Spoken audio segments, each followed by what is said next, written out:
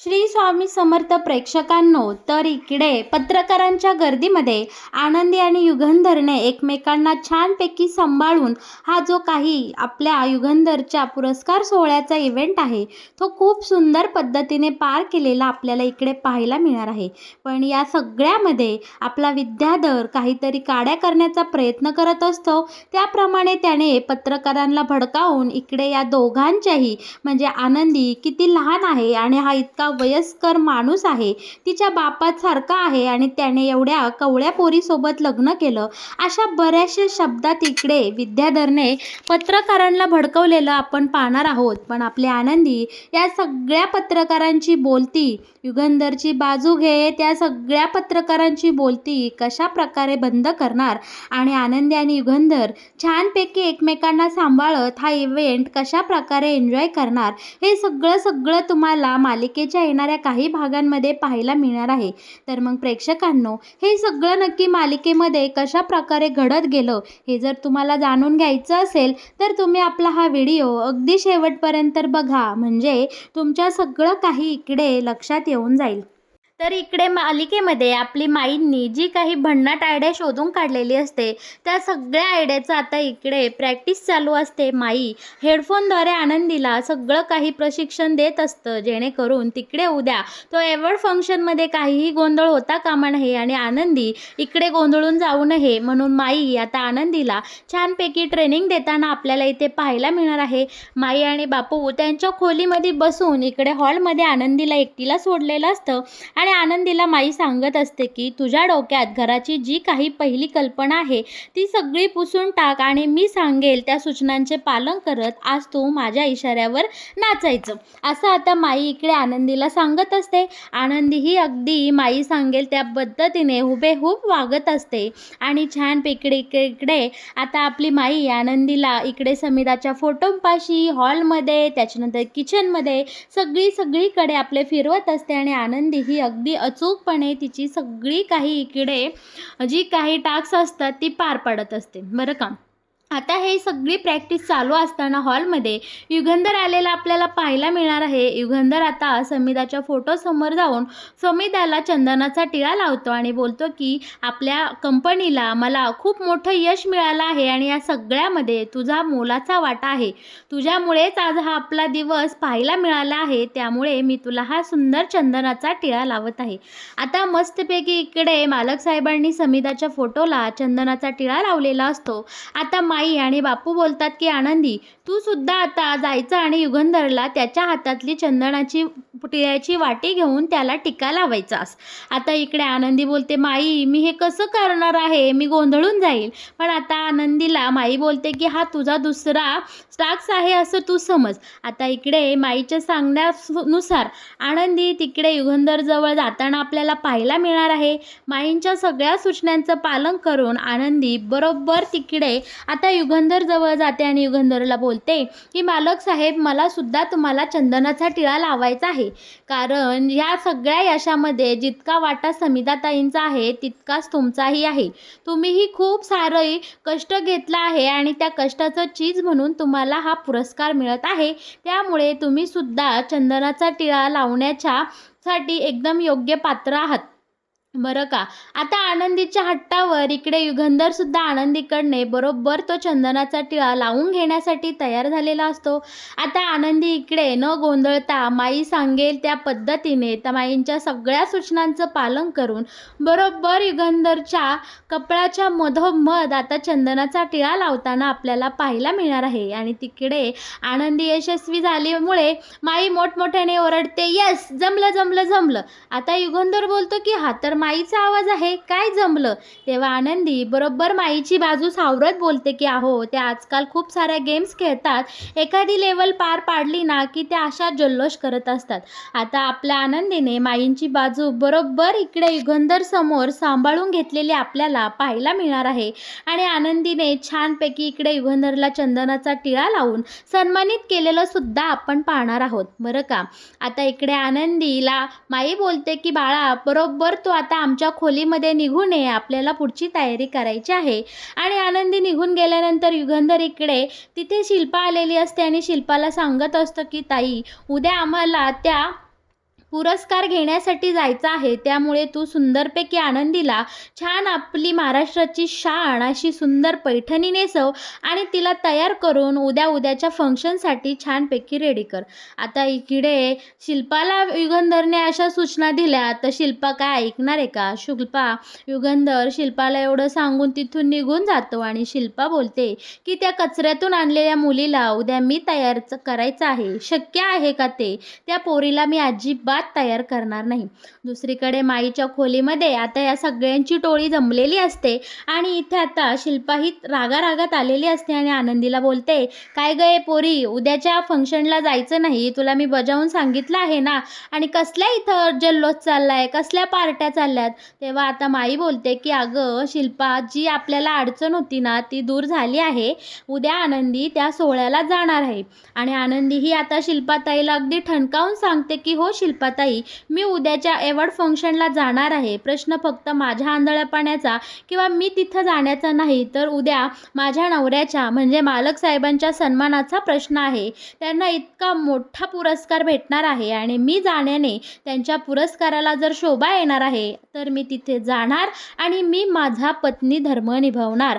असं आनंदीने इकडे शिल्पाला एकदम ठेचात आणि इथे स्पष्टपणे रोखठोकपणे सांगून टाकलेलं आपल्याला पाहायला मिळणार आहे. आनंदीच्या या बोलण्याचा इकडे शिल्पाला खूप राग आलेला असतो, पण आनंदी बोलते की शिल्पाताई, मला माफी करा, मी तुमच्या विरोधात जाऊन या सगळ्या सोहळ्याला जाणार आहे. तिकडनं आल्यानंतर तुम्ही मला जी शिक्षा द्यायची ती बिनधास्त द्या. तुम्ही दिलेली शिक्षा मी भोगायला तयार आहे, पण यावेळेस मी तुमचं ऐकू शकत नाही. आनंदीचं हे बोलणं ऐकून इकडे इथून शिल्पा निघून जाते रागवायतागे. तिला आनंदीचा खूप राग आलेला असतो, पण दारापाठीमागून मात्र विद्याधरने हे सगळं यांचं हसणं खिदळणं आणि हा सगळा प्लॅन इकडे ऐकलेला असतो आणि युगंधरला मात्र तिकडे त्या कार्यक्रमात नक्कीच काहीतरी घोटाळा करायचा असतो. आनंदीला आणि या युगंधरला तोंडावर पाडायचं असतं इतक्या मोठ्या समाजासमोर, एवढ्या मोठ्या नेत्यांसमोर आणि सगळ्या पत्रकारांसमोर. आता इकडे या विद्याधरला आनंदी आणि युगंधरची इज्जत काढण्यासाठी त्याला एक आयतं कारण मिळालेलं आपल्याला इकडे पाहायला मिळणार आहे आणि त्यानुसारच तो फुल तयारीमध्ये त्या सोहळ्याला गेलेला आपल्याला पाहायला मिळणार आहे. इकडे घरी मालक साहेबांनी शिल्पाला सांगितलेलं असतं की आनंदीला छानपैकी साडी घालून तयार कर, पण इकडे शिल्पाला आनंदीचा खूप राग आलेला असतो. त्यामुळे मुद्दामून इकडे आनंदीची नाचक्की व्हावी, आनंदीची फजिती व्हावी म्हणून शिल्पा तिला इकडे वेस्टर्न ड्रेस घालून तयार करून त्या कार्यक्रमासाठी पाठवलेले आपल्याला पाहायला मिळणार आहे. आनंदीला इकडे या कपड्यामध्ये छान सुंदर नटलेलं पाहून माईला तर आनंद झालेला असतो, कारण माईला आनंदी मुळातच मनापासून आवडत असते. पण आनंदीला मात्र त्या ड्रेसमध्ये अगदी अनकम्फर्टेबल वाटत असतं, कारण तिने इथून मागे कधीच असल्या प्रकारची कपडे घातलेली नसतात. पण इकडे आनंदीची त्या कार्यक्रमात जाऊन फजिती व्हावी म्हणून शिल्पा मुद्दामून तिला साडीऐवजी असा ड्रेस घालायला लावते आणि इकडे छानपैकी तिला तयार करते. माईसुद्धा आता शिल्पा तिथे नाही हे सगळं लक्षात घेत मस्तपैकी आनंदीच्या त्या ड्रेसवर तो छोटा कॅमेरा लावते आणि त्या कॅमेरा लपवून ठेवते. शिवाय छान हेअरस्टाईल, केस मोकळी सोडल्यामुळे ते हेडफोन्स कानाला लावताना एकदम सोयीचं आणि सोपं गेलेलं आपल्याला इथे पाहायला मिळणार आहे. माईने आनंदीला छानपैकी तयार केलेलं असतं. माई आणि बापूने आनंदीला खूप सारे आशीर्वाद आणि खूप सारा इकडे कॉन्फिडन्स दिलेला असतो की आनंदी बाळा, तू सगळं काही नीट करशील, आज सगळं काही छान होणार आहे. आम्ही तुझ्याकडनं भरपूर प्रॅक्टिस करून घेतली आहे. आज त्या कार्यक्रमामध्ये, एवढ्या मोठ्या भव्य दिव्य सोहळ्यामध्ये मी तुझे डोळे बनणार आहेत. तू काळजी करू नको. हे माई आणि बापू तुझ्यासोबत नेहमीच असणार आहे. तुझ्या पाठीशी आमचा आशीर्वाद कायमच असणार आहे. त्यामुळे तो बिनधास्तपणे त्या कार्यक्रमाला जा. आता आनंदीलाही इकडे खूप छान वाटत असतं. मस्तपैकी आता मालक साहेब आणि आनंदी त्या सोहळ्यासाठी त्या कार्यक्रमाला गेलेले आपल्याला पाहायला मिळणार आहे. काही कारणास्तव युगंधर पहिला तिकडे गेलेला असतो आणि पाठीमागून आनंदीला गाडी पाठवून बोलावून घेतलेलं असतं. बरं का प्रेक्षकांनो, आता युगंधर छानपैकी आपला रांगडा गडी बनून गेलेला असतो, मस्तपैकी फेटा वगैरे लावून, आणि आनंदीलाही तसाच पोशाख परिधान करून युगंधरने बोलावलेला असतो. पण इकडे सगळं काही उलटं घडलेलं असतं. आनंदी एकदम छान मॉडेल मुलीसारखी नाजूक साजूक अशी मस्त वेस्टर्न ड्रेस घालून त्या कार्यक्रमामध्ये गेलेली आपल्याला इकडे पाहायला मिळणार आहे. आनंदीची एंट्री होताच सगळे पत्रकार इकडे आनंदीकडे धाव घेतलेली पाहायला मिळणार आहे.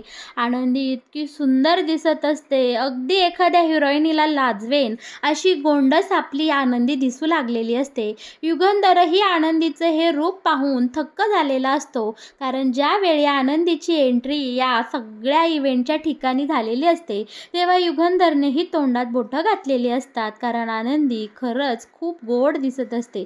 आता आनंदीला त्या ड्रेसमध्ये खरंच अनकम्फर्टेबल वाटत असतं आणि हे सगळं युगंधरच्या इकडे लक्षात आल्याबरोबर लगेच तो पुढे होऊन त्याच्या आपल्या अंगावर असलेलं जो काही उपरणं असतं तो छानपैकी इकडे आनंदीच्या अंगावर टाकून आनंदीला कम्फर्टेबल फील करवून दिलेलं असतं. आता दोघेही छान हातात हात घालून त्या कार्यक्रमामध्ये एंट्री करतावेळी सगळ्या पत्रकारांनी इकडे युगंधर आणि आनंदीला हेरलेलं असतं आणि या सगळ्यांमध्ये आता खूप मोठे मोठे म्हणजे आपल्या युगंधरला इंटरनॅशनल पुरस्कार मिळाल्यामुळे सगळे पत्रकार युगंधरसोबत इंग्लिशमध्ये फाड बोलू लागलेले असते आणि आपल्या युगंधरला या सगळे प्रश्न विचारू लागलेले असतं की तुमच्या यशाचं कारण काय आहे, तुम्ही इतके मोठे यशस्वी उद्योजक झालं कशामुळं, असं बरंच काय काय इंग्लिशमध्ये युगंधरला विचारत असतात. पण आपल्या युगंधरचं इंग्लिश चांगलं नसतं, आनंदीला हे आधीच कळून चुकलेलं असतं. तेव्हा आनंदी त्या पत्रकारांसमोर पुढे येते आणि बोलते की लेट मी आन्सर, मी तुमच्या सगळ्या प्रश्नांची उत्तरं आमच्या मालक साहेबांच्या वतीने देते. आणि इकडे आपले आनंदी सगळ्या पत्रकारांच्या प्रश्नांची उत्तरं अगदी फाड इंग्लिश बोलून इथे देऊ लागलेली असते आणि आनंदीचं हे इंग्लिश बोलणं पाहून युगंधर तर डायरेक्ट आनंदीवर फिदा झालेला आपल्याला इकडे पाहायला मिळणार आहे. युगंधरला हे मोठं सरप्राईजच मिळालेलं असतं की आनंदी इतकी हुशार आणि गुणी मुलगी आहे, तिचं इंग्लिश इतकं टॉप लेवलचं आहे. पण इकडे युगंधरची इज्जत जाता जाता वाचली म्हणून मात्र या विद्याधरला खूप राग आलेला असतो, कारण पहिलं तर आनंदीचा पचका होणार असतो, कारण आनंदीला तो ड्रेस कम्फर्टेबल नसतो. तोही डाव इकडे विद्याधरचा उधळून गेलेला असतो. जिकडे तिकडे युगंधर आणि आपले आनंदी सुरक्षितपणे बाहेर पडतात आणि हा विद्याधर तोंडावर पडतोय हे काही आता विद्याधरला सहन होत नसतं. बरं का, आता इकडे या सोहळ्यामध्ये अगदी डोळ्याला दिपेन असे छानपैकी आपल्या युगंधरचा सन्मान झालेला असतो. युगंधरच्या फॅक्टरीचं नाव साता समुद्रापलीकडं झळाळलेलं आपल्याला पाहायला मिळणार आहे आणि इकडे आनंदीच्या सोबतीने युगंधरने हा पुरस्कार स्वीकारलेलाही आपण इथे पाहणार आहोत. पण या चांगल्या चाललेल्या कार्यक्रमाला कसं गालबोट लावायचं या विचारातच आता विद्याधर असतो आणि विद्याधर काय करतो, तिथे उपस्थित असलेल्या पत्रकारांना सांगतो की तुम्हाला माहीत आहे का, तुम्हाला वाटत असन की ही आनंदी आहे ना ती त्या युगंधरची मुलगी आहे, पण हे सत्य नाही. तो युगंधरने त्याच्या मुलीच्या वयाच्या पोरीसोबत लगीन केलं हाय आणि ती आनंदी त्याची बायको हाय. एवढं मोठं रहस्य तुम्हाला मी सांगतोय, पण यात माझं कुठंही नाव येता कामा नये. बरं का, आता पत्रकारांना या विद्याधरने आयती खबर दिलेली असते आणि पत्रकार मात्र आता या सगळ्या गोष्टीला मीठ मसाला लावून युगंधरला प्रश्न विचारू लागलेले असतात की मिस्टर युगंधर निंबाळकर, तुम्ही तुमच्या मुलीच्या वयाच्या मुलीसोबत का बरं लग्न केलं आहे? आनंदी किती यंग दिसते आणि तुम्ही इतके म्हातारे, तुम्ही या पोरीला फसवलं आहे का? तुम्ही या पोरीसोबत का बरं लग्न केलं? तुम्ही तिच्या गरिबीचा फायदा घेऊन तुम्ही या मुलीसोबत लग्न केलं का?